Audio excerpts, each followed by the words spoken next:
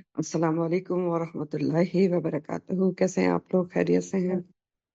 چلیے، کلاس کا ٹائم ہو گیا تو میں کلاس کی طرف جاؤں گی اور مائکس میوٹ کر لیں. کلاس اسٹارٹ کریں گے. نحمدہ ونصلی علی رسولہ الکریم، اما بعد، فاعوذ باللہ من الشیطان الرجیم. بسم اللہ الرحمن الرحیم. رب اشرح لي صدري ويسر لي أمري واحلل عقدة من لساني يفقهوا قولي ورب زدني علما. اللهم فقهنا في الدين، اللهم ارزقني التفكر والتدبر لما يتلوه لساني من كتابك، والفهم له والمعرفة بمعانيه، والنظر في عجائبه والعمل بذلك ما بقيت، إنك على كل شيء قدير. رب ارحمهما كما ربياني صغيرا. اللهم حاسبني حسابا يسيرا. اللهم إني أسألك الهدى والتقى والعفاف والغنى. آمین یا رب العالمین. فارمیٹ کے مطابق پچھلی تفسیر سے ایک آدھ سوال پوچھوں گے، لیکن اس سے پہلے میں آپ سے کچھ بات کرنا چاہوں گی کہ دیکھیں پیارے بچوں، جب آپ سے سوال پوچھا جاتا ہے، ایک تو کوشش کیا کریں کہ ہر کسی کو موقع ملے، کیونکہ یہ ہر کسی کا رائٹ ہے کہ وہ سوال پوچھے.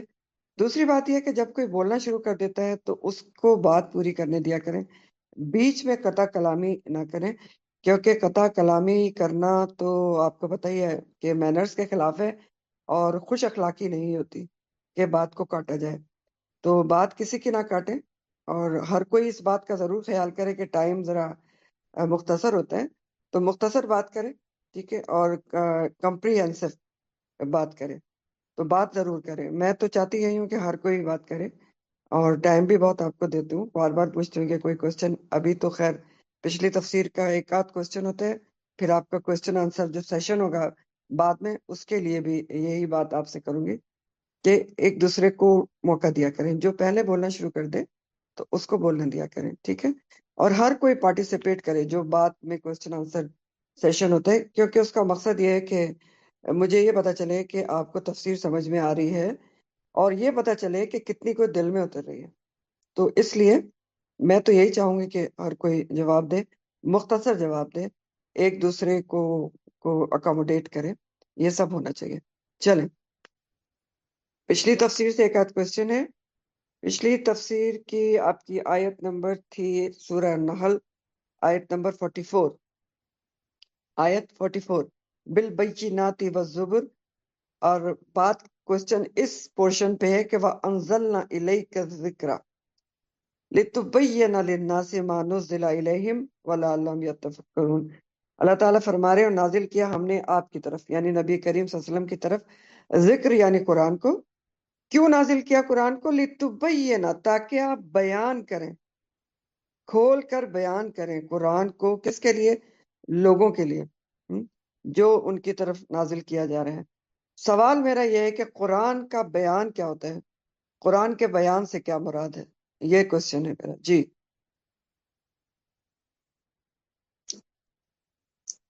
ہاں جی. ایک تو بیان بھی کریں اس کا، اس میں جو کچھ بتایا گیا اس کو کھول کر بیان کریں، اور پھر عمل سے بھی اس کو کر کے دکھائیں. تو نہیں، قرآن کے بیان میں کیا کیا چیزیں آتی ہیں؟ Question is that. قرآن کے بیان میں نے آپ کو بتائی تھی کہ قرآن کے بیان میں کیا کیا چیزیں آتی ہیں.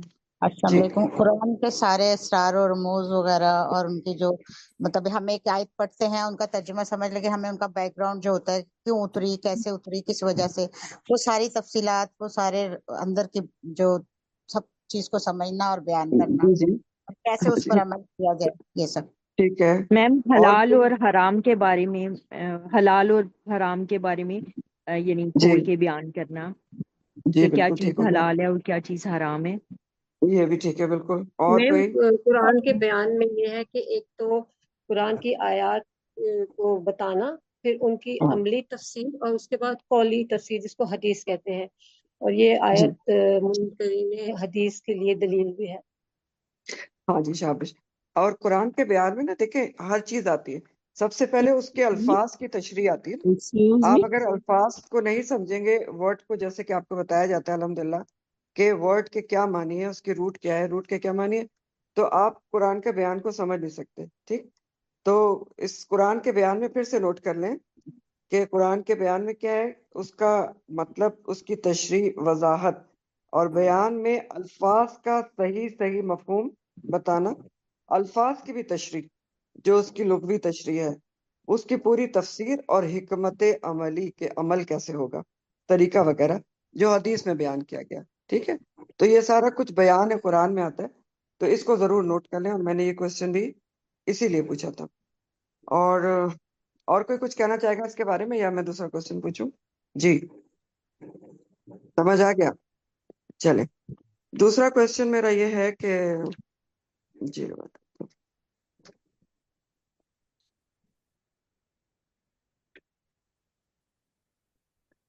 فرشتوں کی خصوصیات بیان ہوئی.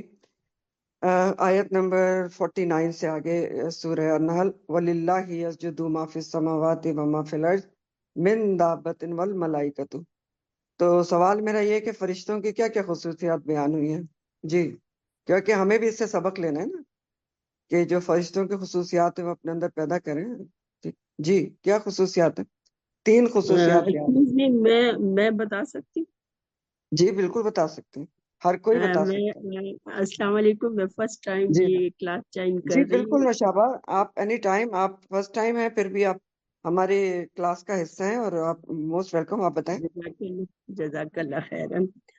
یہ فرشتے اللہ تعالیٰ کی ایسی مخلوق ہے جن میں تکبر نہیں ہے، اور اللہ کے حکم کو ویسے ہی مانتے جیسے اللہ کا حکم ہوتا ہے، اس میں شاباش کچھ بھی آگے پیچھے نہیں کرتے. اور شاباش. وہ جو ہے اللہ کو ہی سجدہ کرتے ہیں. اس میں تو یہ بتایا گیا ہے کہ اللہ کو ہی سجدہ کرتے ہیں جو بھی آسمان اور زمین میں من دابہ، کوئی بھی جاندار ہو نا. اور بالکل. فرشتے بھی ساتھ انہوں نے اللہ نے یہ کہا فرشتے بھی وہم لا یستکبرون، اور وہ تو ایک تکبر خوبی نہیں ہوئی کہ کرتے. وہ تکبر نہیں کرتے. ٹھیک ہے، جی پہلی جی خوبی کہ وہ تکبر نہیں کرتے. تو ہمارے لیے اس میں بہت بڑا سبق ہے نا، کہ جی دیکھیں بالکل. انسان تھوڑی بھی زیادہ عبادت کرتا ہے تو وہ تکبر کا شکار ہو جاتا ہے، اور وہ بتانا چاہتا ہے کہ اچھا میں تو یہ کرتی ہوں، اصل میں یہ اس طرح کرتی ہوں. تو تکبر نہیں کرنا چاہیے. اللہ کی عبادت جتنی بھی کر لیں نا، یہ فرشتوں کی خصوصیت سے سبق لینا ہے کہ اللہ کی عبادت تو دیکھیں ہم جتنی بھی کر لیں وہ تو حق ادا ہی نہیں ہوتا نا. تو بالکل یستکبرون پہلی صفت ہے. دوسری ہے یخافون ربہم من فوقہم، کہ وہ اپنے رب سے ڈرتے ہیں جو ان کے اوپر ہے.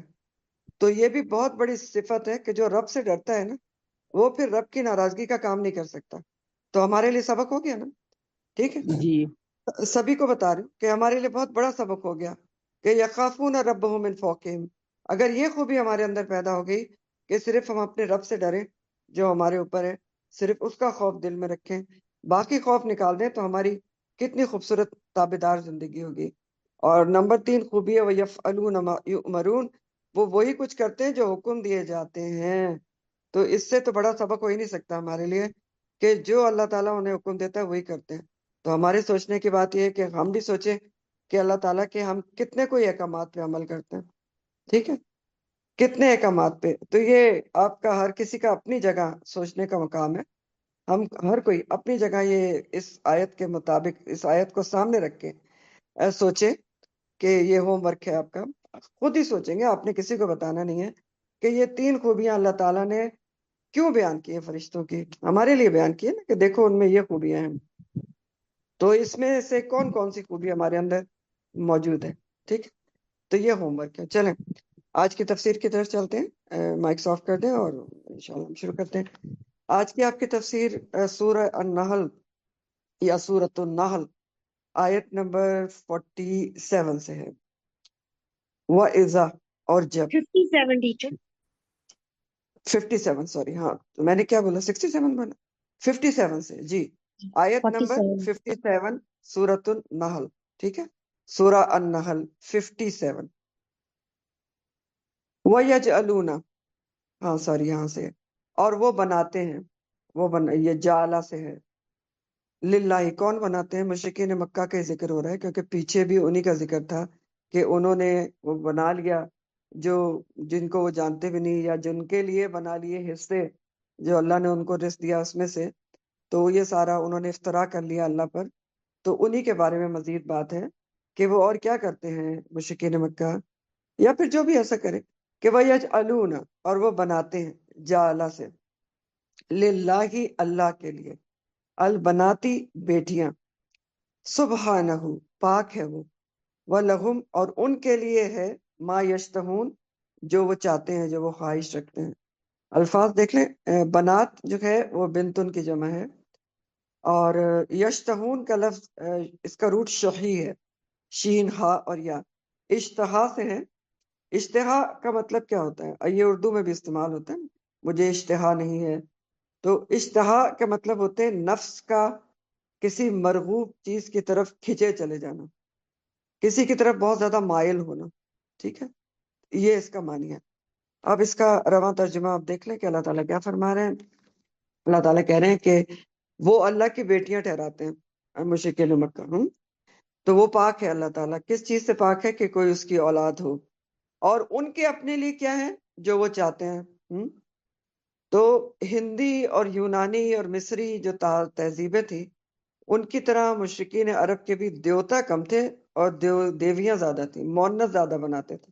جیسے آپ نے دیکھا ہے کہ آج بھی جو ہندی تہذیب ہے ہندوؤں کی، اس میں دیویوں کی بھرمار ہے، پوری ایک چین چلتی ہے دیویوں کی۔ تو اسی طرح مشرکین مکہ نے، مشرکین عرب نے بھی دیوتا میل کم بنائے تھے، دیویاں زیادہ تھیں، اور ان کے متعلق ان کا ماننا یا ان کا عقیدہ یہ تھا کہ یہ اللہ کی بیٹیاں ہیں، نعوذ باللہ۔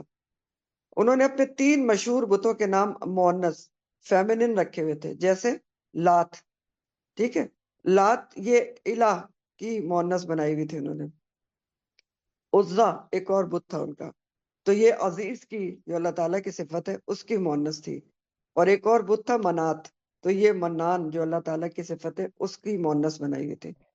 پھر اسی طرح 2 مشہور قبائل خزا اور کنانا اللہ کی بیٹیاں سمجھ کر فرشتوں کی عبادت کرتے تھے، ٹھیک، جس کے بارے میں یہاں بات ہو رہی ہے کہ وہ یجعلون للہ البناتی، فرشتوں کو اللہ کی بیٹیاں بناتے تھے اور ان کی عبادت کرتے تھے، ان کے بت بنا کے، جیسا کہ سورہ الزخرف میں بھی آتا ہے، سورہ زخرف 19 ہے، وَجَعَلُوا وَجَعَلُوا الْمَلَائِكَةُ الَّذِينَ هُمْ عِبَادُ الرَّحْمَنِ إِنَاثًا، اور انہوں نے فرشتوں کو جو رحمان کے بندے ہیں عورتیں بنا دیا، یعنی رحمان کی بیٹیاں بنا دیا۔ اشہدوا خلقہم، کیا وہ موجود تھے ان کی پیدائش کے وقت، حاضر تھے؟ اللہ تعالیٰ پوچھ رہے ہیں کہ انہوں نے دیکھا کہ اللہ تعالیٰ نے ان کو مؤنث بنایا ہے۔ تو ستکتبوا شہادتہم ویسألون، تو بس ان کی شہادت ضرور لکھی جائے گی، یعنی یہ جو کچھ بیکار باتیں کر رہے ہیں اس کو ضرور لکھ لیا جائے گا ان کے نامہ اعمال میں، اور ان سے ضرور پوچھ گچھ ہوگی اس کے بارے میں۔ تو یجعلون للہ البنات سبحانہ ولہم ما یشتہون، اور ان کے اپنے لیے کیا ہے جو وہ چاہیں، یعنی اللہ کی تو بیٹیاں ٹھہراتے تھے اور اپنے لیے بیٹے پسند کرتے تھے۔ ان کی طلب اور خواہش کیا تھی کہ کبھی بیٹی پیدا ہی نہ ہو، اور ان کی اللہ تعالیٰ کی بیٹیاں قرار دیتے ہیں، جیسا کہ سورہ طور میں بھی آتا ہے، الطور آیت نمبر 39 ہے، ام لہ البنات ولکم البنون، کیا اللہ کے لیے بیٹیاں ہیں اور تمہارے لیے بیٹے ہیں۔ اور جب بیٹی ان کو ملتی تھی تو ان کا حال کیا ہوتا تھا؟ یہ یاد رکھیں کہ یہاں پر کوئی خدا نہ خواستہ بیٹی کی برائی نہیں کی جا رہی، آگے چل کے بات واضح ہو جائے گی۔ یہ اللہ تعالیٰ ان کے غلط طرز عمل کی مذمت کر رہے ہیں، ٹھیک ہے، مشرکین مکہ کے، کہ اللہ کے لیے بیٹیاں قرار دیتے ہیں، اور اپنا کیا حال ہے؟ اپنا حال یہ ہے کہ وَإِذَا بُشِّرَ، اور جب خوشخبری دی جاتی ہے، بشرا ماضی مجہول کا لفظ ہے، بشارت سے، خوشخبری، جب خوشخبری دی جاتی ہے، احدہم ان میں سے کسی ایک کو، بالانثی لڑکی کی، ظل تو ہو جاتا ہے، وجہہ چہرہ اس کا، مسودن کالا سیاہ، وہو کظیم اور وہ سخت غمگین ہوتا ہے۔ اس میں الفاظ ظلہ جو ہے یہ بھی فعل ناقص ہے، جیسے پچھلی دفعہ بھی میں نے آپ کو ایک فعل ناقص کے بارے میں بتایا تھا۔ فعل ناقص وہ ہوتا ہے جو بس وقت کو ظاہر کرتا ہے اور پورا مفہوم اپنا واضح نہیں کرتا۔ تو ظلہ کے معنی ہوتے ہیں دن میں کام ہونا، ٹھیک ہے، ظلہ دن کے وقت کام ہونا۔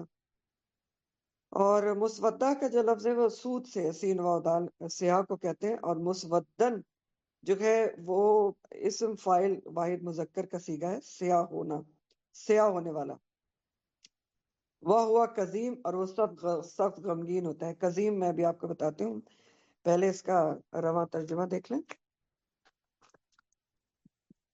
اور جب ان میں سے کسی ایک کو، یعنی مشرکین میں سے، اپنا کیا حال ہے، اللہ کی تو بیٹیاں بناتے ہیں فرشتوں کو، اپنا کیا حال ہے جب ان میں سے کسی ایک کو بیٹی کی خوشخبری دی جاتی ہے کہ بیٹی پیدا ہوئی ہے، تو اس کا چہرہ سیاہ پڑ جاتا ہے اور وہ غم و غصے سے بھرا ہوا ہوتا ہے، سخت غمگین ہوتا ہے. کظیم، وہ کظیم. کظیم کا جو لفظ ہے وہ کظمن سے ہے، کاف ظا اور میم. اصل میں کظم جو ہے نا، کظمن یا کظم، وہ کہتے ہیں سانس کی نالی کو. ٹھیک ہے، اس کو کہتے ہیں سانس کی نالی کو. اور کظم السقایا، سقایا کہتے ہیں پانی کی مشق کو. لبالب بھر کر منہ اس کا بند کر دینا. پانی کی مشق کیا ہوتی ہے؟ پرانے زمانے میں لیدر کی ایک تھیلا سا ہوتا تھا جس میں پانی بھر کے ٹرانسپورٹ کیا جاتا تھا لوگوں کو. تو کظم السقایا کا مطلب ہے کہ پانی کی مشق کو آپ نے پورا پورا بھرا اور پھر اس کو اوپر سے بند کر دیا. تو کظیم یا مخزوم کون سا شخص ہوتا ہے؟ جو غم و غصے سے سانس کی نالی تک بھرا ہوا ہو لیکن اس کا اظہار نہ کر سکے. اس کا اوپر سے منہ بند ہے، اظہار نہ کر سکے، اس کو اندر ہی اندر دبا جائے، باہر نہ نکالے اپنے غم و غصے کو، بیان نہ کر سکے، اندر ہی اندر گھٹے. تو ایسا شخص ہوتا ہے کظیم یا مخزوم.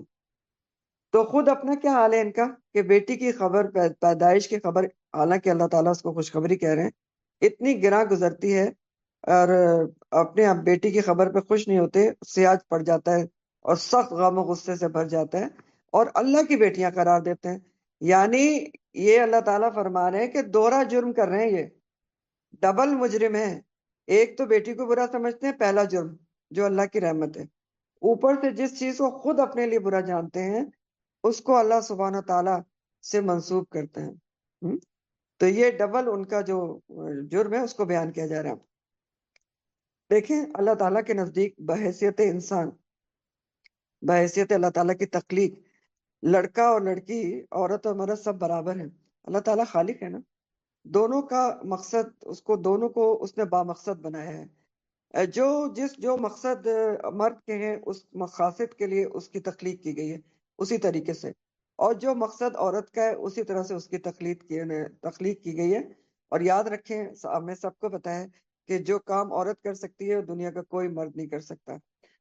تو بہرحال قرآن میں بھی اللہ تعالیٰ کہتے ہیں کہ جو بھی اچھا کام کرے گا من ذکر او انثی، تو اس کو پورا پورا بدلہ دیا جائے گا. تو مختصر یہ کہ یہاں یاد رکھیں یہ بیٹی کی کوئی برائی نہیں کی جا رہی، جیسا کہ بعض اسلام دشمن عناصر جو ہوتے ہیں وہ بعض آیات کو لے کے خواتین کو ایکسپلائٹ کرتے ہیں. تو ایسی کوئی بات نہیں، یہاں بیٹی کی برائی نہیں کی جا رہی، بلکہ عربوں کے زمانے جاہلیت کے گستاخانہ طرز عمل اور بیٹیوں سے شدید غیر معقول رویے کی، اور اللہ سبحانہ تعالیٰ، اللہ رب العزت کے ساتھ ان کی سخت ناانصافی کی مذمت کی جا رہی ہے، کنڈیم کیا جا رہا ہے ان کے دوہرے جرم کو، کہ ایک تو ڈبل جرم کر رہے ہیں، بیٹی جیسی رحمت کو برا سمجھتے ہیں، اور جس چیز کو اپنے لیے برا سمجھتے ہیں اس کو اللہ کے لیے ٹھہرا رہے ہیں، تو ڈبل جرم کر رہے ہیں. مزید ان کا کیا حال ہوتا ہے کہ جب بیٹی کی پیدائش کی خبر سنتے ہیں، یتوارا، وہ چھپتا ہے، من القومی، اپنی قوم سے، من سوئی، بسبب آر کے، بسبب برائی کے، ما بشرا، جو وہ خوشخبری دیا گیا، بھی، جس کی، سوچتا ہے، یہ انڈر بریکٹ ہے جو وہ سوچتا ہے، میں صرف سمجھانے کے لیے آپ کو کہہ رہا ہوں، انڈر بریکٹ آپ دیکھ سکتے ہیں. تو سوچتا کیا ہے جب بیٹی کی خوشخبری ملتی ہے، آیمسکہ، کیا وہ روکے رکھے اسے، اللہ ہون، ساتھ ذلت کے، ام، یا یدسہ، یا وہ دبا دے اسے، فی التراب، مٹی میں.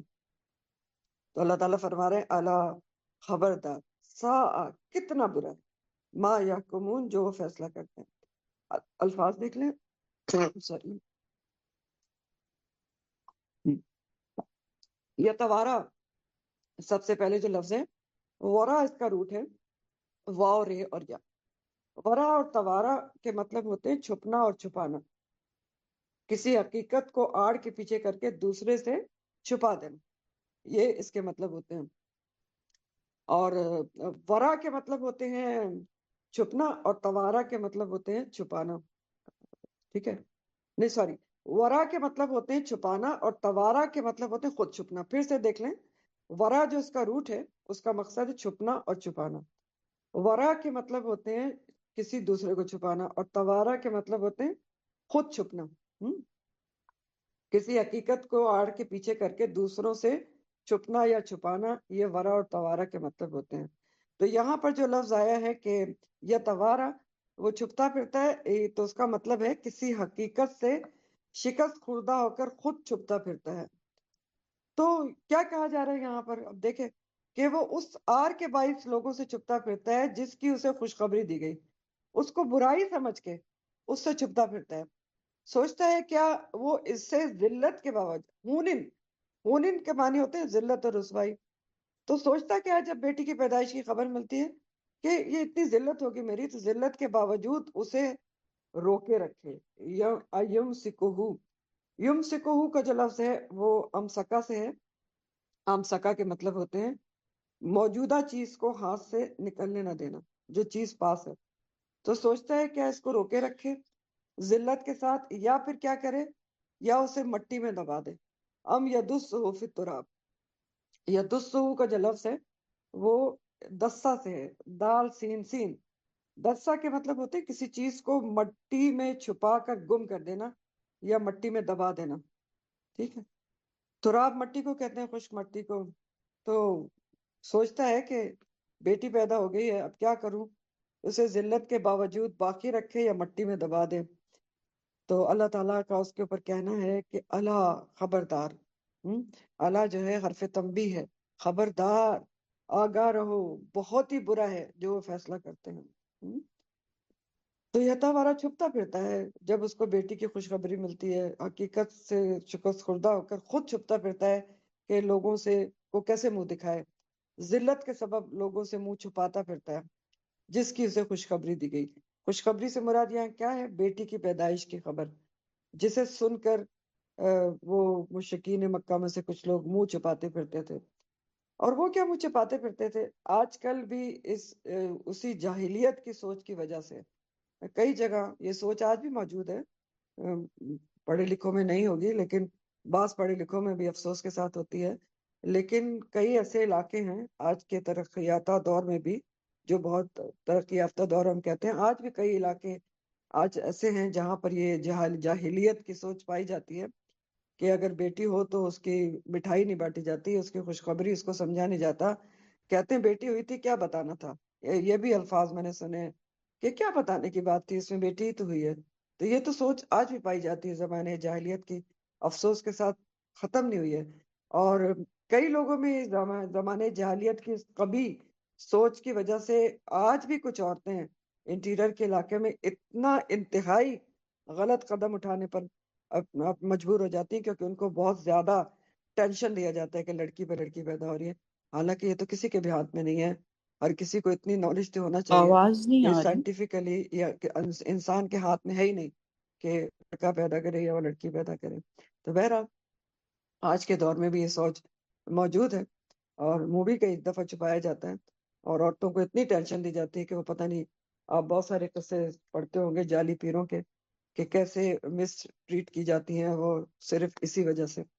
تو بہرحال وہ سوچتا ہے جب بیٹی پیدا ہوتی ہے تو اپنا منہ چھپاتا ہے, اس کا چہرہ جو ہے وہ سیاہ پڑ جاتا ہے. اور کیا سوچتا ہے؟ آیوم سکوہو الہونن, کیا وہ اس بیٹی کو رسوائی کے ساتھ روک کے رکھے. یعنی بیٹی کی پیدائش کی خبر سن کر سوچتا ہے کہ کیا بیٹی کو مارے نہ بلکہ زندہ رکھے. اور کیسے زندہ رکھے؟ الہونن, یعنی جو اس کی وجہ سے رسوائی ہو رہی ہے اس کے باوجود اس رسوائی کو برداشت کرے اور اس کو نہ مارے, زندہ رکھے.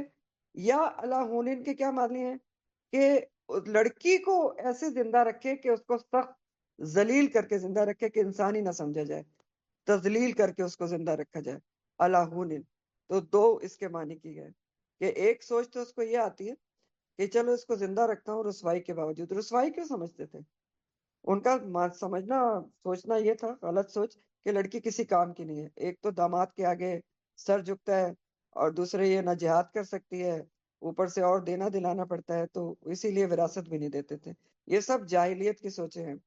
بہرحال دو معنی ہیں الہونن کے, کہ ایک سوچ اس کو یہ آتی تھی کہ لڑکی کو جو میری جو ذلت اور رسوائی ہو رہی ہے اللہ ہونے اس کے باوجود رکھوں، برداشت کروں، نہ ماروں، یا یہ کہ لڑکی کو ذلیل کر کے زندہ رکھے کہ انسانی نہ سمجھے۔ دوسری سوچ کیا آتی تھی؟ ام یدسہ فی التراب، یا اس کو مٹی میں دبا دیں، مٹی میں یعنی زندہ درگور کر دیں۔ تو رسوائی کا داغ مٹانے کے لیے، زندہ درگور تک کرنے کے لیے بیٹی کو سوچنے آواز لگتے کافی تھے۔ کم ہو گئی ہے، کائنڈلی۔ جی بتائے کوئی اور، میرے حساب سے تو میرے یہاں کچھ گڑبڑ نہیں کی۔ جی جی آواز آ رہی ہے آپ اب کو؟ ٹھیک آ ٹھیک ہے، رہی ہے اب ٹھیک ہے، اب میم، ٹھیک ہمیں ہے، تو صحیح آ رہی ہے جزاک آواز۔ اللہ۔ چلے جی ٹھیک ہمیں ہے، آ رہی ہے۔ ٹھیک ہے انشاءاللہ۔ تو بہرحال دوسرا کیا اس کو سوچ آتی تھی، ام یدسہ فی التراب، کہ یا اسے مٹی میں دبا دے، زندہ درگور کر دے۔ تو رسوائی کا داغ مٹانے کے لیے بیٹی کو زندہ درگور، زندہ دفن کرنے کے متعلق بھی سوچنے لگتے تھے، بیٹی کو اپنے لیے ناقابل برداشت سمجھنے لگتے تھے۔ فرمانے اللہ کمون، یا کمون کا جو لفظ ہے نا حکمہ سے ہے، حکمہ کے مطلب ہوتے ہیں فیصلہ کرنا یا حکم دینا۔ تو اللہ تعالیٰ کہہ رہے ہیں کہ خبردار، کتنا برا ہے، بہت ہی برا ہے جو وہ فیصلہ کرتے ہیں، ان کا فیصلہ کتنا بھونڈا ہے، کتنا غیر معقول اور ظالمانہ ہے۔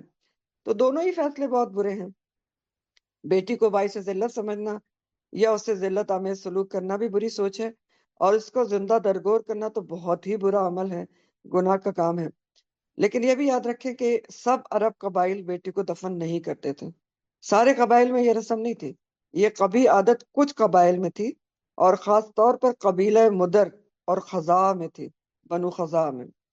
اور ہوتا یہ تھا، کیسے زندہ دفن کرتے تھے کہ یا تو پیدائش کے ساتھ ہی گڑھا کھود کر اس کو دبا دیتے تھے، یا بعض دفعہ 6 سال کی عمر میں بچی کو جنگل میں لے جا کر زندہ درگور کر دیتے تھے، اور وہ روتی چیختی رہتی تھی۔ تو کتنا ظلم تھا۔ بہرحال کچھ قبائل ایسا کرتے تھے، رسم معاشرے میں موجود تھی، جس کی اللہ تعالیٰ یہاں سخت مذمت اور تردید کر رہے ہیں۔ تو اسلام اتنی بڑی نعمت ہے کہ اسلام نے آ کر اس قبیح رسم کا خاتمہ کیا اور زندہ درگور کرنے کو قتل ناحق قرار دیا۔ قتل ناحق، جس کی بہت بڑی سزا ہے دنیا اور آخرت میں۔ بیٹی کو اونچا مقام دلوایا، عورت کی عزت و توقیر کا حکم دیا۔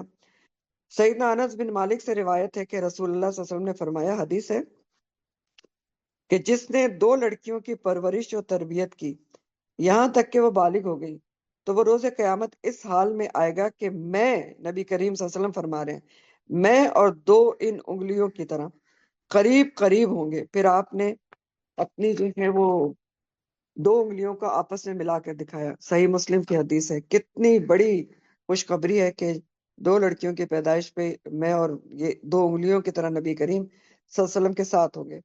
اسی طرح ایک اور صحیح مسلم کی حدیث ہے، ام المومنین سیدہ عائشہ صدیقہ رضی اللہ تعالیٰ عنہ بیان کرتی ہیں، میرے پاس ایک عورت آئی، اس کے ساتھ اس کی 2 بیٹیاں بھی تھیں، اس نے مجھ سے کھانا مانگا تو میرے پاس ایک کھجور کے سوا کچھ نہ ملا، تو میں نے اس کو وہ کھجور ہی دے دی۔ اس نے کھجور لے کر اپنی 2 بیٹیوں میں تقسیم کر دی اور خود اس میں سے کچھ بھی نہ کھایا۔ پھر وہ کھڑی ہوئی اور وہ اور اس کی بیٹیاں چلی گئیں۔ پھر نبی کریم صلی اللہ علیہ وسلم میرے پاس تشریف لائے تو میں نے آپ کو اس عورت کی بات بتائی، تو نبی کریم صلی اللہ علیہ وسلم نے فرمایا، جس کسی پر بیٹیوں کی پرورش کا بار پڑ جائے اور وہ ان کے ساتھ حسن سلوک کرے تو وہ بیٹیاں اس کے لیے جہنم سے بچانے والا پردہ ہوں گی۔ یہ بھی مسلم کی حدیث ہے۔ تو بیٹی کیا ہے؟ رحمت ہے، جنت میں داخلے کا سبب ہے، نبی کریم صلی اللہ علیہ وسلم کے ساتھ کا باعث بنے گی۔ تو رحمت للعالمین کا خود کیا طرز عمل تھا۔ اپنی بیٹی جب حضرت فاطمہ رضی اللہ تعالیٰ عنہا آتی تھی تو کھڑے ہو کر استقبال کرتے تھے، اپنی چادر بچھاتے تھے، بے انتہا محبت کرتے تھے۔ اور حضرت فاطمہ رضی اللہ تعالیٰ عنہ کے بارے میں تو بہت ساری چیزیں آتی ہیں، اور آپ نے ان کو اپنے وصال کے وقت بھی خوشخبری دی تھی جب وہ رو رہی تھی کہ سب سے پہلے آپ ہی مجھ سے آ کر ملیں گی۔ تو وہ کیا ہم ان کے طرز عمل سے کیا سیکھتے ہیں کہ بیٹی کیا چیز ہوتی ہے؟ بہت قابل عزت، قابل احترام، اور بہت ہی اچھے طریقے سے بیٹی کی پرورش کرنے کی ضرورت ہوتی ہے۔ اور ویسے بھی آپ دیکھیں تو بیٹی کے بغیر، عورت کے بغیر نسل انسانی آگے ہی نہیں بڑھ سکتی۔ بڑھ سکتی ہے کیا؟ اور دوسری بات یہ کہ عورت کو عزت دیے بغیر کیا معاشرہ ترقی کر سکتا ہے؟ نہیں کر سکتا ہے۔ نہ عورت کے بغیر نسل انسانی آگے بڑھ سکتی ہے، نہ ہی عورت کے بغیر نسل انسانی کی صحیح تعلیم و تربیت ہو سکتی ہے، کیونکہ پہلا جو تربیت گاہ ہوتی ہے وہ ماں کی گود ہوتی ہے۔ تو یہ سارے کام کیا عورت کو عزت و توقیر دیے بغیر، عورت کو ایک صحیح مقام دیے بغیر معاشرے میں یہ سارے کام ہو سکتے ہیں؟ معاشرہ ترقی کر سکتا ہے؟ نہیں کر سکتا۔ تو اسی لیے اللہ تعالیٰ فرما رہے ہیں نا الا سا ما یحکمون، بہت ہی برا ہے جو فیصلہ کرتے ہیں۔ تو ہر کسی کے لیے برا فیصلہ ہے، کسی بھی زمانے میں ہو، کسی بھی ایرا میں ہو، ہر دور کے لیے جو بھی جب بھی ایسا فیصلہ کرے کہ بیٹی کو برا سمجھے، کہے کہ الٹرا ساؤنڈ سے دیکھ لو اور جا کے ابارٹ کرا دو، تو یہ برا ہی فیصلہ ہے۔ اللہ سا ما یحکمون، تو دونوں لحاظ سے برا فیصلہ ہے، بیٹی کو برا سمجھنے کے لحاظ سے بھی اور اللہ کی بیٹیاں فرشتوں کو قرار دینے کے لحاظ سے بھی برا فیصلہ ہے۔ یہ دونوں ہی فیصلے بہت برے ہیں۔ اللہ سا ما یحکمون۔ پھر اللہ تعالیٰ فرماتے ہیں للذین، ان لوگوں کے لیے جو لا یؤمنون، نہیں وہ ایمان لاتے، بالآخرہ، آخرت پر، مثل السوء، مثال ہے بری۔ یہ لفظ جو ہے نا سو نہیں ہے، سو ہے، ٹھیک ہے، زبر ہے۔ سو کے مطلب ہوتے ہیں برائی، عیب یا گناہ، اور سو جو ہے وہ مصدر ہے سو سے، ٹھیک ہے۔ سو مصدر ہے، اس کے معنی ہوتے ہیں برا ہونا۔ تو وہ لوگ لا یؤمنون، جو ایمان نہیں لاتے آخرت پہ، ان کے لیے مثال ہے بری۔ وللہ، اور اللہ کے لیے المثل الاعلی، مثال ہے اعلیٰ ترین۔ وَهُوَ العزیز الحکیم، اور وہ بہت ہی زبردست اور حکیم، خوب حکمت والا ہے۔ جو لوگ آخرت پر ایمان نہیں رکھتے ان کے لیے بری مثال ہے، اور اللہ کے لیے اعلیٰ مثال ہے۔ اور اللہ تعالیٰ کیا ہے؟ نہایت غالب اور خوب حکمت والا ہے۔ تو للذین لا یؤمنون بالآخرۃ مثل السوء، ان کے لیے بری مثال ہے جو آخرت پر ایمان نہیں رکھتے۔ مثال کا جو لفظ ہے نا، مثل کا لفظ یہاں پر مثال کے علاوہ حالت یا صفت بھی اس کا معنی کیا جا سکتا ہے، اور بلکہ کیا گیا بھی ہے۔ مثل یعنی مثال، یا اس کا معنی آپ حالت اور صفت بھی کر سکتے ہیں۔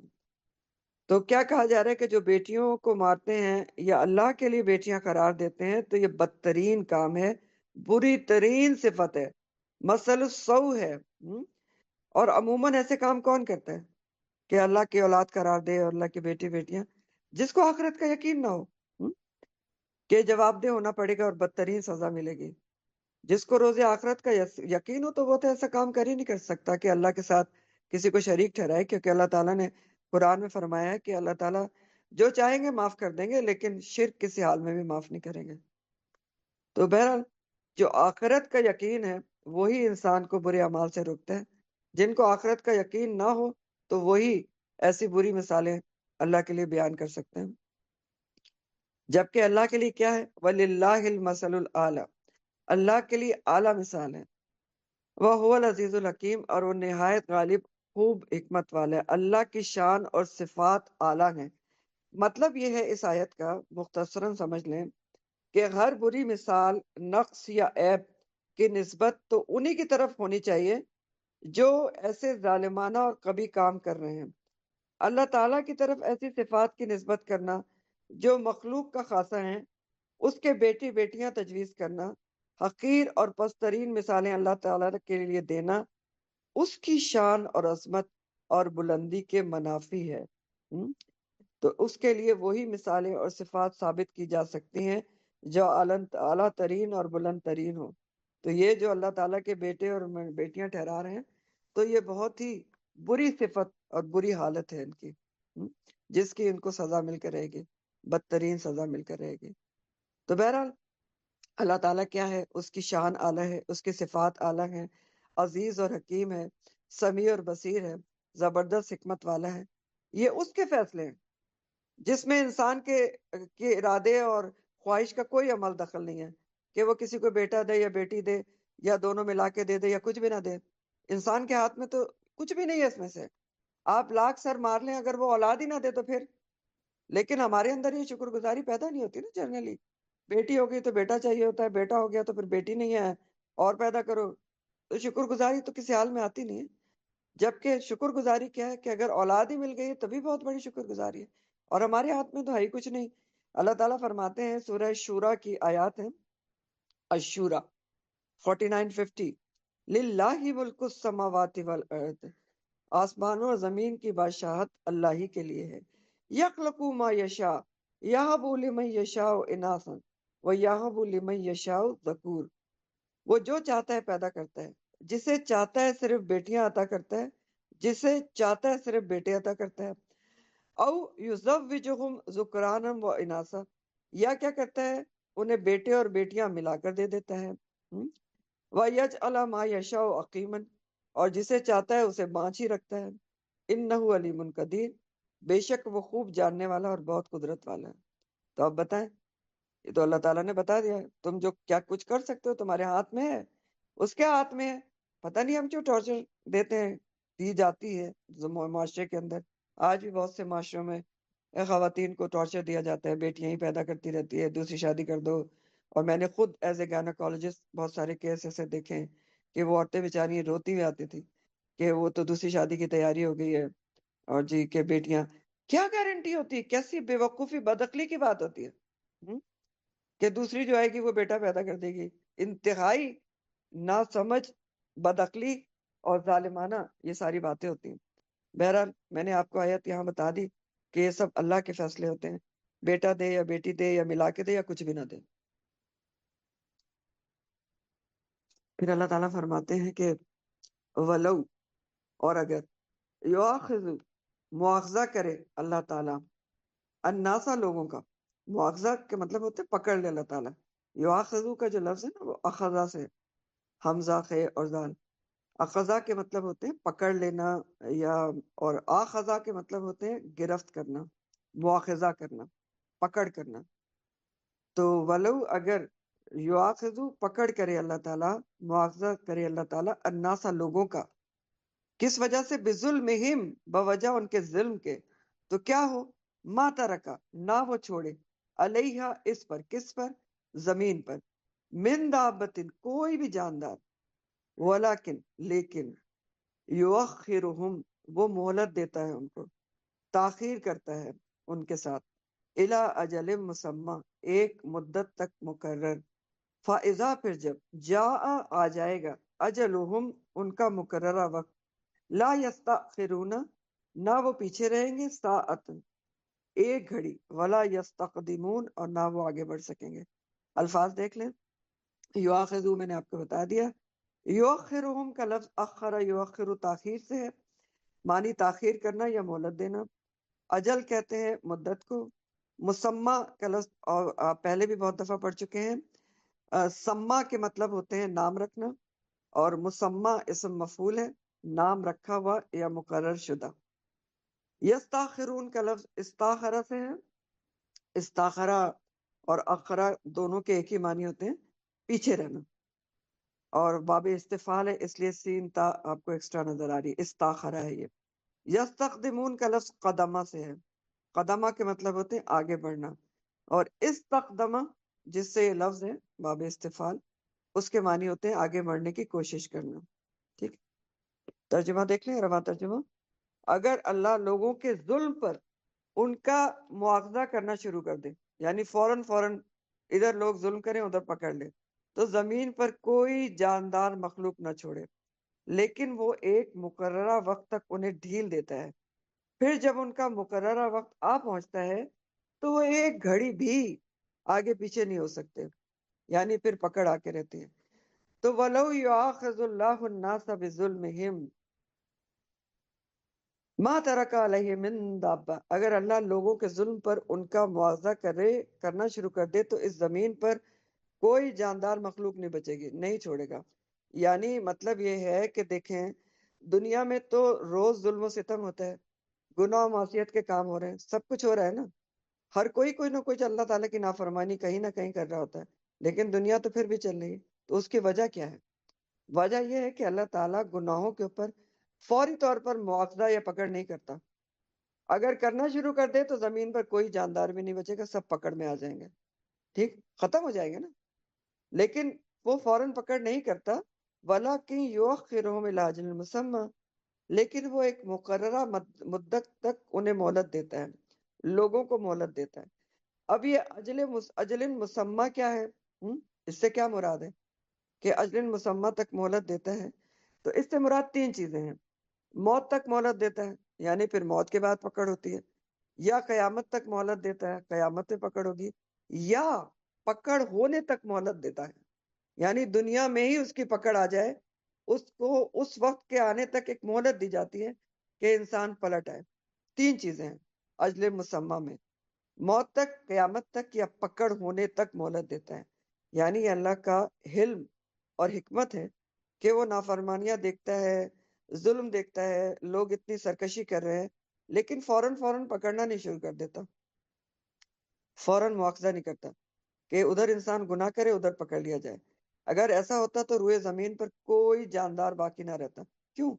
کیونکہ کفر، شرک اور گناہ اور معصیت تو عام ہے، ہر کوئی کر رہا ہے زمانے میں. دیکھیں تو کیا ہوتا پھر اگر فوراً پکڑ ہوتی کہ عذاب پر عذاب آتے، اور پھر کیا ہوتا کہ جو گناہ گاروں کے ساتھ جو نیکوکار ہیں وہ بھی مارے جاتے، اور دنیا کا منٹوں میں خاتمہ ہو جاتا، کوئی جاندار بچتا ہی نہیں.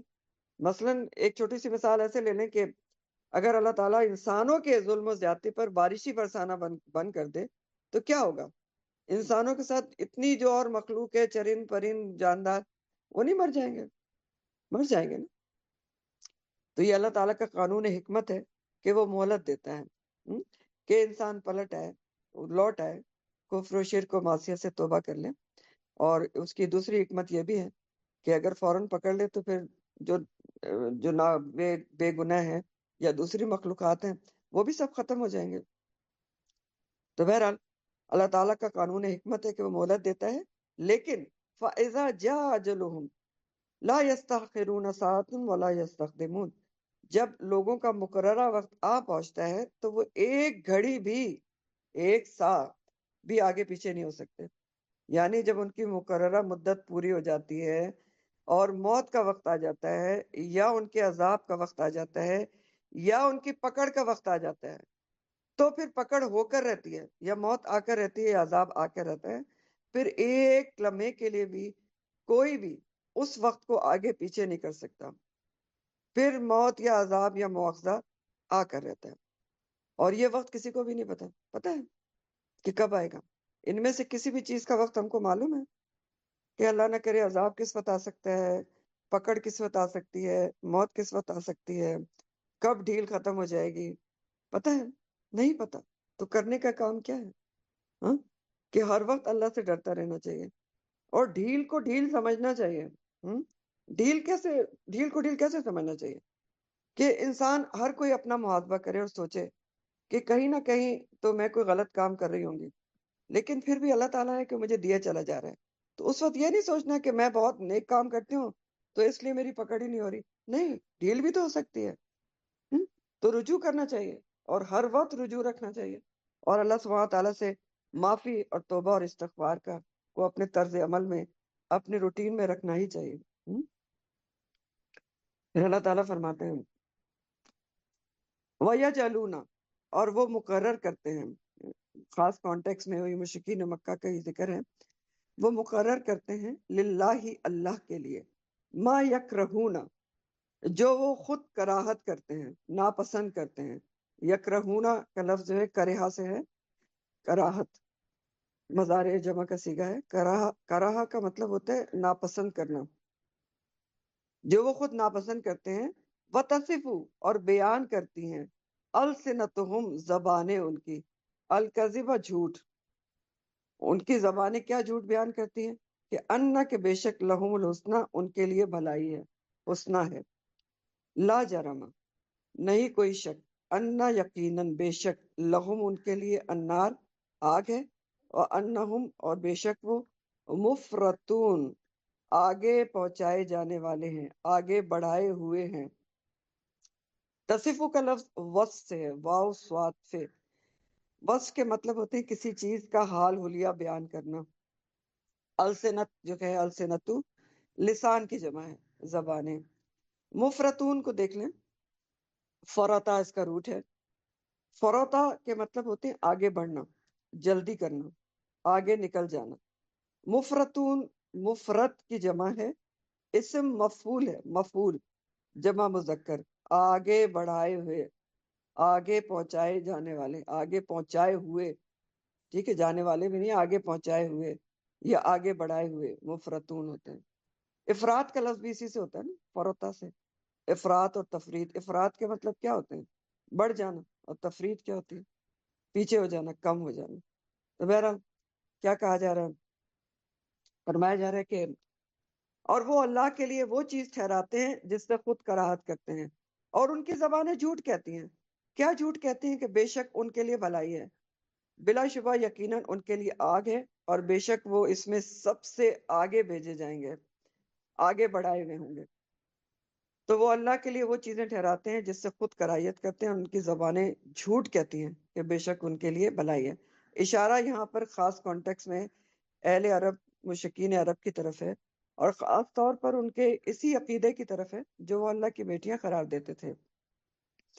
और वह यजअलूना का मानी यहाँ पर एतकाद रखना है, क्योंकि यजअलूना का लफ्ज जाला से है, और जाला जो है वो कुरान में कई मानी में आया है, ठीक है। मसलन जाला के मतलब बनाना भी होता है, जाला के मतलब मुकर्रर करना भी होता है, और जाला का मतलब एतकाद रखना भी होता है। तो वही जलूना, वो अल्लाह के लिए मुकर्रर करते हैं या एतकाद करते हैं, रखते हैं उस चीज पर जो वो अपने लिए नापसंद करते हैं। अपने लिए बेटी भाई से जिल्लत समझते हैं, अल्लाह के लिए बेटियां बनाते हैं। खुद ये बर्दाश्त नहीं करते कि उनके मालो दौलत में कोई शरीक हो, लेकिन अल्लाह की कायनात में उसके शरीक ठहराते हैं। खुद पसंद नहीं करते कि उनका मजाक उड़ाया जाए, अल्लाह की आयत का मजाक उड़ाते हैं और खुश होते हैं। तो करतूत तो उनके ये हैं, हरकतें तो ये हैं, और कहते क्या हैं? जो जबानें उनकी झूठ बोलती हैं, कहते ये हैं कि बेशक उनके लिए भलाई ही भलाई है। तो कहते ये हैं कि अल्लाह ताला हम पर मेहरबान है, तभी तो हम खुशहाल हैं, माल और औलाद मिला हुआ है। ये मुश्रिकीन मक्का का कहना और सोचना था, और वही अपनी जबानों से भी कहते थे, जिसके लिए अल्लाह ताला कह रहे हैं कि उनकी जबानें झूठ बोलती हैं कि उनके लिए भलाई भलाई है। वो यही कहते थे कि यहाँ पर भी तो हम अमीर कबीर हैं, हमें औलाद मिली हुई है, माल मिला हुआ है, तो जब यहाँ पर मेहरबान है तो जाहिर है हम अच्छे ही होंगे उसकी नजर में, तो हमारा अंजाम भी अच्छा होगा। और अगर कयामत आई भी, फर्ज करो, तो भी हमारे लिए खैर ही खैर होगी उसकी, हमारे लिए हर जगह भलाई ही भलाई है। ये उनका मानना और कहना था। अब बहुत सारे मुशरिकीन तो कयामत को मानते ही नहीं थे, और जो मानते थे कुछ थोड़ा बहुत, उनको शक रखते थे कि शायद कायम हो जाए, तो वो कहते थे कि ये फरिश्ते जो अल्लाह की बेटियां हैं, नौजुबिल्ला, उनको हमने वसीला बनाया हुआ है, तो ये हमें बचा लेंगे, हमारे लिए फिर भी भलाई ही भलाई है। जैसे सूरह सबा में आता है, सूरह सबा आयत नंबर 35 है, वक़ालू नहनु अक्सर अम्वालम व औलादा वमा नहनु बिमुअज़्ज़िबीन, और उन्होंने कहा कि हम तुमसे माल और औलाद में ज्यादा हैं, और हमें अजाब नहीं दिया जाएगा। सूरह सबा की आयत 35 है। सूरह मरियम में आता है कि अफराइतल्लज़ी कफ़र बिआयातिना व क़ाल लऊतियन्ना मालन व वलदा, क्या तुमने देखा कि उस शख्स को जिसने हमारी आयत का इनकार किया और कहता ये कि मुझे जरूर ही माल और औलाद दी जाएगी। सूरह मरियम आयत नंबर 77 है। तो ये दरअसल उनकी भूल और गलत फहमी थी, गलत फहमी का शिकार थे। और सिर्फ उनकी नहीं, आज भी आप देखें तो बहुत से लोगों को अगर दुनिया की खुशहाली मिल जाए तो वो क्या समझते हैं कि बस रब हमसे राजी है, और यहाँ दुनिया में हमें मिला हुआ है तो यकीनी तौर पर हम कुछ अच्छा ही कर रहे होंगे, तो इसीलिए हमें यहाँ पर भी बहुत कुछ मिल रहा है, और यहाँ मिल रहा है तो वहां भी मिल जाएगा। और खुद तो इंसान समझता है, तो समझता है, जो देखने वाले होते हैं ना वो भी यही कुछ समझते हैं कि फलां को इतना कुछ मिला हुआ है, तो यकीनी तौर पर वो अल्लाह ताला का कोई पसंदीदा होगा। हालांकि कुरान क्या कहता है? हम्म कुरान क्या कहता है? एक तो कुरान ये बार बार कहता है कि रिस्क का मामला जो है वो एक अलग चीज है, अल्लाह की रजामंदी एक अलग चीज है। रिस्क का मसला ये नहीं है कि अल्लाह ताला जिसको पसंद करता है उसको बहुत ज्यादा नेमतें मिली हुई होती हैं। अगर ऐसा होता तो फिर तो नबी करीम सल्लल्लाहु अलैहि वसल्लम सबसे ज्यादा अमीर और कबीर होते ना। और आज भी बहुत सारे लोग हैं जो अल्लाह के बहुत करीब होते हैं, लेकिन दुनियावी तौर पर उनको बहुत कुछ मिला हुआ नहीं होता। तो ये दो सेपरेट मसले हैं, रिस्क का बहुत ज्यादा मिलना या अल्लाह की रजामंदी, ये एक दूसरे से कनेक्टेड नहीं होते, ये कुरान के मुताबिक है। और दूसरी बात यह है कि जिसको ज्यादा नेमतें मिलती हैं उसको तो ज्यादा अलर्ट हो जाना चाहिए, बजाय ये समझने के कि अल्लाह अल्लाह ताला मुझसे राजी है, सब कुछ मिल रहा है।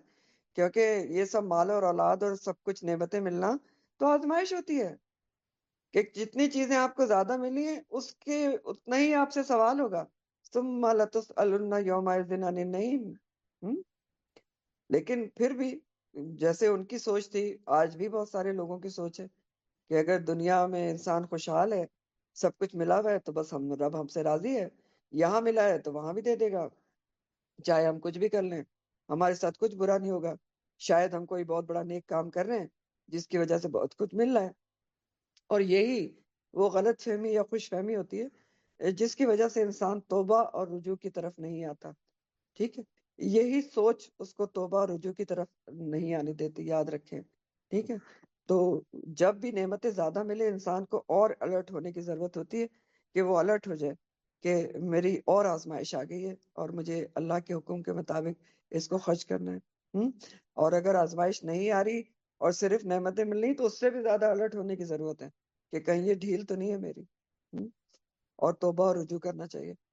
تو بہرحال یہی بات کفار بھی کہتے تھے، تو اللہ تعالیٰ ان کو کیا جواب دے رہے ہیں؟ کہتے تھے کہ یہاں ہمارے لیے بھلائی ہے، اچھائی ہے، تو وہاں بھی مل جائے گی. تو اللہ تعالیٰ کہہ رہے ہیں کہ لا جرم ان لہم النار وانہم مفرطون، بلا شبہ یقیناً ان کے لیے آگ ہے اور بے شک وہ اس میں سب سے آگے بھیجے جائیں گے، آگے بڑھائے ہوئے ہوں گے. یعنی ان کی زبانیں جھوٹ بکتی ہیں. کیا جھوٹ بکتی ہیں؟ کہ ان کے لیے بھلائی بھلائی ہے، دنیا میں بھی بھلائی اور آخرت میں بھی بھلائی ہے. اصل بات کیا ہے؟ اصل بات، یقینی بات یہ ہے کہ آگ ان کے انتظار میں ہے، اور اس میں یہ سب سے آگے پہنچائے جائیں گے، سب سے آگے بڑھائے جائیں گے.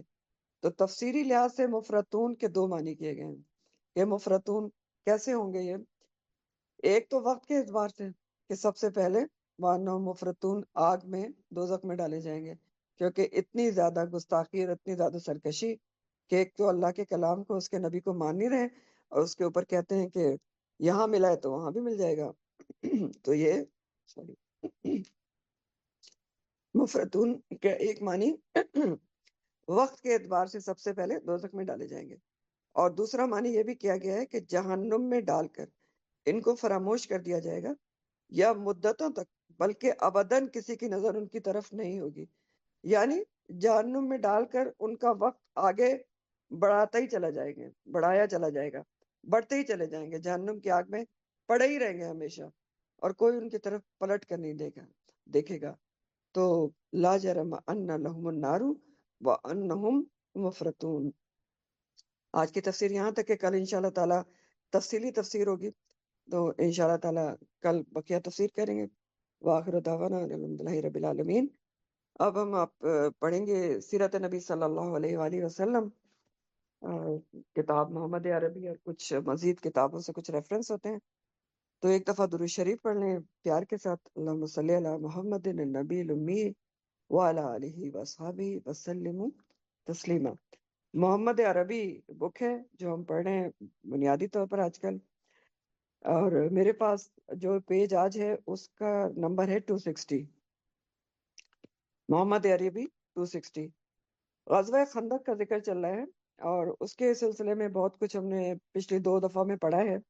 پچھلی دفعہ پڑھا تھا کہ ابھی جنگ جاری تھی، بس خندق میں کبھی مبارزت ہو رہی تھی اور کبھی ایک دوسرے سے جھڑپیں ہو رہی تھی، اور بنو قریظہ نے غداری کر دی وغیرہ وغیرہ. تو نازک وقت تھا، عرب کی ساری طاقتیں ایک طرف ہو کے آئی تھی حق کو مٹانے کے لیے، اور اس طرف صرف جو اسلامی فوج تھی بہت تھوڑی، کوئی کھانا پینا نہیں، کچھ نہیں، یہ سب چل رہا ہے. اور پچھلی دفعہ ہم نے پڑھا تھا کہ لڑائی کا آخری دن بہت ہی سخت گزرا تھا، اور خندق کو گھیرے ہوئے تھے دشمن اور بہت زیادہ تیر برسا رہے تھے. اور آخر میں یہ بھی پڑھا تھا کہ ایک وہ تھے غطفان کے، جو قبیلہ غطفان کے ایک سردار تھے نعیم بن مسعود، وہ نبی کریم صلی اللہ علیہ وسلم کے پاس آئے تھے، اور انہوں نے اسلام قبول کیا ہوا تھا لیکن ڈکلیئر نہیں کیا تھا. تو انہوں نے نبی کریم صلی اللہ علیہ وسلم سے پوچھا تھا کہ آپ بتائیں کہ میں آپ کے لیے کیا کر سکتا ہوں. تو آپ نے کہا تھا تم اکیلے آدمی ہو، بہت سے بہت یہ کرو کہ ان میں آپس میں پھوٹ ڈال دو. تو لاسٹ جو ورڈز ہم نے پڑھے تھے وہ یہ تھے کہ اسی مایوسی کے عالم میں، اداس فضا میں، دیکھا مسلمانوں نے کہ نبی کریم صلی اللہ علیہ وسلم کا چہرہ خوشی سے تما رہا تھا، اور بے انتہا اطمینان آپ کے چہرے پہ تھا، ایسا لگ رہا تھا جیسے فتح کا فرشتہ آپ کے سامنے کھڑا ہو. آگے پڑھتے ہیں.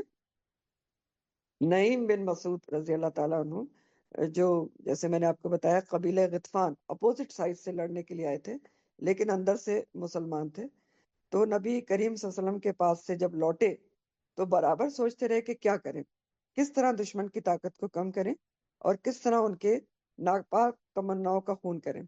وہ سوچتے رہے یہاں تک کہ عقل نے فیصلہ دیا کہ دشمن کو ناکام کرنا چاہتے ہو تو ان میں پھوٹ ڈال دو کہ اس سے بہتر کوئی ترکیب نہیں ہے.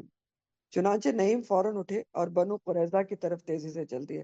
بنو قریظہ یہود کا قبیلہ جو مدینہ میں اندر تھا اور مسلمانوں کا حلیف تھا، ان ٹریٹی میں بندھا ہوا تھا لیکن غداری کر دی تھی اینڈ ٹائم پر. تو بنو قریظہ میں چونکہ ان کے پہلے سے ماندان تھی، یعنی بنو قریظہ سے ان کی بہت دوستی تھی، آتے جاتے رہتے تھے، وہاں کے یہودی ان کی عزت کرتے تھے نعیم کی، ان کی باتیں بڑے شوق سے سنتے اور ان کی صحبت کو اپنے لیے نعمت سمجھتے تھے. اس لیے نعیم وہاں پہنچے تو لوگ بہت تپاک سے ملے، ان کو بڑی عزت سے بٹھایا. پھر سارے یہودی سردار نعیم کے پاس اکٹھا ہوئے اور ان کی باتوں کا لطف لینے لگے. نعیم کچھ دیر تو ادھر ادھر کی باتیں کرتے رہے، پھر اپنی بات پر آئے. بولے میرے دوستو، تمہیں معلوم ہے کہ مجھے اس قبیلے سے کتنا لگاؤ ہے اور خاص کر تم لوگوں سے کتنی محبت ہے. تو انہوں نے جواب دیا، ہاں ہاں، تم سے تو ہم خوب واقف ہیں. نعیم نے کہا کہ تم لوگوں نے محمد صلی اللہ علیہ وآلہ وسلم سے معاہدہ توڑ دیا اور قریش و غطفان کے ساتھ ہو گئے، لیکن کچھ انجام بھی سوچا. اگر جیت ہو گئی تو اس سے اچھی بات کیا ہے، لیکن اگر ہار گئے تو اس وقت کیا بنے گا؟ یہ لوگ تو اپنا اپنا راستہ لیں گے، تم یہاں بالکل تنہا رہ جاؤ گے. پھر تو محمد صلی اللہ علیہ وآلہ وسلم سے اکیلے تم ہی سے محمد صلی اللہ علیہ وسلم کو اکیلے تم ہی سے نبٹنا رہے گا. اب سوچ لو کہ اس وقت تم کتنے برے پھنسو گے. بنو قینقاع اور بنو نذیر سے بھی زیادہ بری گت بنے گی تمہاری. لوگوں نے بڑی بےتابی سے پوچھا، تو پھر کیا کیا جائے بھائی نعیم؟ نعیم نے کہا، بھائیو میرا تو خیال ہے کہ پہلے تم ان کے کچھ آدمی رہن رکھ لو، گروی رکھ لو. ٹھیک ہے، رینسم کے طور پہ کچھ بندے اپنے پاس رکھ لو. رہن آپ کو پتہ ہے گروی رکھا جاتا ہے کچھ عرصے کے لیے، پھر اس کو چھڑا لیا جاتا ہے. تو انہوں نے کہا کہ تم یہ جو قریش کے اور غطفان کے کچھ آدمی رہن رکھ لو. وہ بنو قریظہ کو مشورہ دیا. اس کے بعد ان کا ساتھ دو اور آدمی بھی وہ اونچے گھرانے کے ہو. اس طرح تمہیں بھی اطمینان رہے گا اور وہ لوگ بھی جب تک محمد صلی اللہ علیہ وسلم کو مار نہ لیں گے واپس ہونے کا نام نہ لیں گے. یہ سنتے ہی لوگ خوشی سے اچھل پڑے اور وہ بولے، واہ بھائی نعیم، تمہاری رائے تو بہت عمدہ ہے، ہم ایسا ہی کریں گے. نعیم نے کہا، اچھا اب میں چل رہا ہوں، لیکن دیکھو یہ باتیں کسی اور سے کہنے کی نہیں. لوگوں نے کہا، نہیں نہیں بھائی نعیم، تم اطمینان رکھو، ہم کسی اور سے کیوں کہنے لگے. اس کے بعد نعیم وہاں سے روانہ ہو گئے، لیکن وہ لوگ دیر تک نعیم کی تعریف کرتے رہے کہ نعیم نے کتنے پتے کی بات بتائی ہے اور وہ بیچارے ہمارا کتنا خیال رکھتے ہیں. اس کے بعد نعیم ابو سفیان کے پاس پہنچے، قریش کے سردار کے پاس. وہاں قریش کے دوسرے سردار بھی موجود تھے. نعیم نے کہا، بھائیوں تمہیں معلوم ہے کہ مجھ کو تم سے کتنی محبت ہے. مجھے ایک بات معلوم ہوئی ہے جس سے تم کو بھی آگاہ کر دینا میں ضروری سمجھتا ہوں کہ تم لوگ چوکنے ہو جاؤ. یہ سنتے ہی لوگ بےتاب ہو گئے کہ بھائی نعیم، وہ کیا بات ہے. نعیم نے کہا، مجھ کو پتا چلا ہے کہ بنو قریظہ محمد صلی اللہ علیہ وسلم سے معاہدہ توڑ کر پچھتا رہے ہیں. چنانچہ انہوں نے محمد صلی اللہ علیہ وسلم سے درخواست کی ہے کہ ہم سے راضی ہو جائیے، ہم آپ کو قریش و غطفان کے کچھ آدمی دیں گے.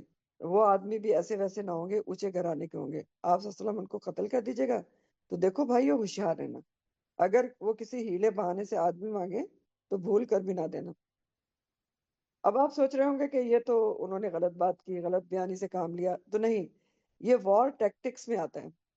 جب وار ہو رہی ہو، جیسے کہ آپ مثل بھی سنتے ہیں کہ جنگ اور میں سب کچھ جائز ہوتا ہے، تو یہ وار ٹیکٹکس میں آتا ہے. اس کو دھوکہ یا منافقت نہیں کہتے. وار ٹیکٹکس کے اندر ایسی چیزیں کی جا سکتی ہیں جو دشمن کو ڈائیورٹ کرنے کے لیے ہوں. تو بہرحال نعیم دونوں طرف انہوں نے یہ بات کہی اور یہ کہہ کر وہ چل دیے. چلتے وقت قریشی سرداروں نے بھی ان کا بہت بہت شکریہ ادا کیا. پھر وہاں سے نعیم اب تیسری جگہ غطفان کے پاس گئے اور یہاں بھی وہی باتیں کی قبیلہ غطفان جو قریش سے کر کے آئے تھے. نعیم کی باتوں سے قریش اور غطفان کے لوگ بہت پریشان ہوئے. چنانچہ سارے سردار اکٹھا ہوئے اور سوچنے لگے کہ بنو قریظہ کے بارے میں کیا کیا جائے. اس موقع پر لوگوں نے مختلف رائے دی، مگر آخر میں طے ہوا کہ دونوں قبیلوں کے کچھ سردار جائیں اور ان سے کہیں، بھائیوں ہمیں بہت دن ہو گئے اس سے زیادہ ٹھہرنا ہمارے بس میں نہیں، لہٰذا فیصلہ ہو جانا چاہیے، جتنی جلدی ہو سکے تم لوگ بھی آ کر مل جاؤ۔ یعنی قریظہ کے پاس جا کر یہ کہیں کہ بس بہت ہو چکا، ابھی تک قریظہ ان کے ساتھ ملے نہیں تھے، تو انہوں نے کہا کہ جتنی جلدی ہو سکے تم لوگ آ کر مل جاؤ اور سب مل کر ایک ساتھ زبردست حملہ کر دیں۔ اس طرح قریش و غطفان کا وقت قریظہ کے پاس پہنچا اور ان سے یہ باتیں کہیں۔ قریظہ نے کہا کل تو سنیچر ہے، سیٹرڈے ہے، اور سنیچر کے دن ہم لڑائی بڑائی کر نہیں سکتے، ان کا عبادت کا دن ہوتا تھا نا یہود کا، سبت کا دن، لہذا کوئی دوسرا دن رکھ لو۔ پھر ایک اور بات ہے، ہم تمہارا اسی وقت ساتھ دیں گے جب تم ہمارے پاس کچھ آدمی رہن رکھو، گروی رکھو، تاکہ ہمیں اطمینان تو رہے۔ اگر محمد صلی اللہ علیہ وسلم کا پلہ بھاری ہوا تو ہم کو چھوڑ کر بھاگو گے نہیں۔ قریش و غطفان کو اب نعیم کی بات میں ذرا بھی شبہ نہ رہا، یعنی ان کی ترکیب کارگر ہو گئی۔ انہیں یقین ہو گیا کہ قریظہ کی نیت سچ مچ خراب ہے۔ ادھر ان لوگوں نے آدمی رہن رکھنے سے انکار کیا، تو بنو قریظہ کو بھی نعیم کی بات میں شک نہ رہا، تو اس طرح دونوں میں پھوٹ پڑ گئی اور اتنی بڑی طاقت سے دشمن محروم ہو گیا، یعنی قریظہ الگ ہو گیا نا، آپس میں کانفلکٹ ہو گیا۔ جو دن گزر رہے تھے دشمن ہمت ہارتے جا رہے تھے۔ 10,000 فوجی تھے ان کے دشمن کے، ان کو کھانا وانا کھلانا پہنچانا آسان کام نہیں تھا۔ پھر ان میں پھوٹ بھی پڑتی جا رہی تھی اور تیزی سے ان کا میل ملاپ ختم ہو رہا تھا۔ سردی، بہت شدید سردی تھی، کھلے میدان میں ان کے جسم کٹے جا رہے تھے۔ خدا کا کرنا انہی دنوں میں ایک تیز آندھی اٹھی۔ یہ غزوہ خندق میں اللہ کی مدد تیز آندھی کی فارم میں آئی تھی۔ ایک رات تیز آندھی اٹھی اور زوروں کی بارش ہوئی۔ اس طرح کچھ ہی دیر میں موسم بالکل بدل گیا۔ بادل کی گرج، بجلی کی کڑک اور زن زن ہواؤں کے تیز جھونکے، دشمنوں کے کلیجے پھٹے جا رہے تھے۔ چنانچہ وہ بے تحاشا اپنے خیموں کی طرف بھاگے، لیکن ہواؤں کو ذرا بھی رحم نہ آیا۔ وہ تیز ہوتی گئیں اور ان کی خوفناکی بڑھتی ہی گئی، یہاں تک کہ خیموں کی رسیاں اکھڑ گئیں، سارے سامان بکھر گئے اور کھانے کی دیگیں چولہوں پر الٹ گئیں۔ پھر ہوائیں بھی تنہا نہ تھی، ساتھ ریت اور کنکریوں کا بھی عذاب تھا۔ جو آندھی تھی اس میں ریت اور کنکریاں تھیں۔ اس طرح دشمنوں کی آنکھیں پٹ ہو گئی، یعنی ان کی آنکھوں میں پڑ گئی نا کنکریاں، ان کو دل دکھنا بند ہو گیا اور ان کے دل کپ کپا اٹھے۔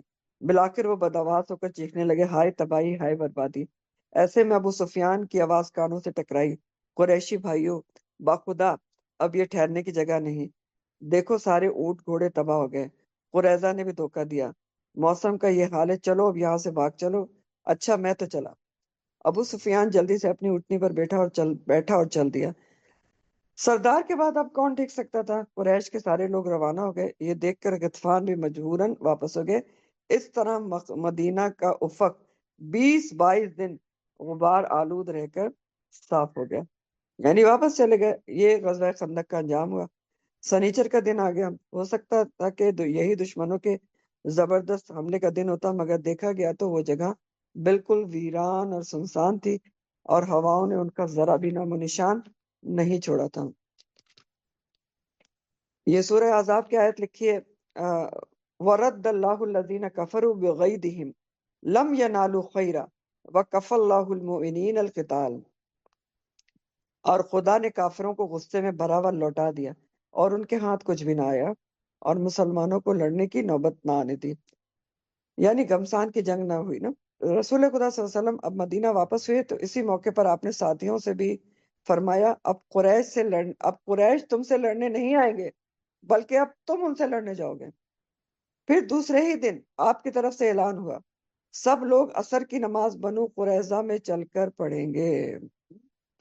اب اس کے بارے میں پہلے میں آپ کو ایک بخاری کی روایت سناتی ہوں کہ بالکل دوسرے ہی دن غزوہ بنو قریظہ یا بنو قریظہ کا محاصرہ ہوا تھا، جبکہ مسلمان تھکن سے چور تھے، لیکن تکان کی انہوں نے کوئی پرواہ نہیں کی اور حکم پاتے ہی وہ قریظہ کی طرف چل پڑے، کیونکہ وہ خوشی سے بےتاب تھے اور ان کے دل بلیوں اچھل رہے تھے، کیونکہ وہ اس بنو قریظہ سے بدلہ لینے جا رہے تھے جنہوں نے دشمنوں کا ساتھ دیا تھا اور اس طرح انہیں مٹا دینے کی تیاریاں کر رہے تھے۔ تو اس کے بارے میں آپ کو تجلیات نبوت سے بخاری کی ایک روایت سناتی ہوں۔ جی، بخاری کی روایت ہے کہ رسول اللہ صلی اللہ علیہ وسلم غزوہ خندق سے واپس آئے کہ ابھی ہتھیار اور کپڑے اتار کر وہ ام سلمہ کے گھر میں غسل کر کے فارغ ہی ہوئے تھے کہ حضرت جبرائیل علیہ السلام تشریف لائے اور بنو قریظہ کی طرف نکلنے کا حکم دیتے ہوئے فرمایا کہ میں آگے آگے جا رہا ہوں، ان کے قلعوں میں زلزلہ برپا کروں گا اور ان کے دلوں میں روب ڈالوں گا، اور یہ کہہ کر وہ فرشتوں کے جلو میں روانہ ہو گئے۔ کون؟ جبرائیل علیہ السلام، اور آپ کو حکم دے گا کہ فوراً بنو قریظہ کی طرف نکلے۔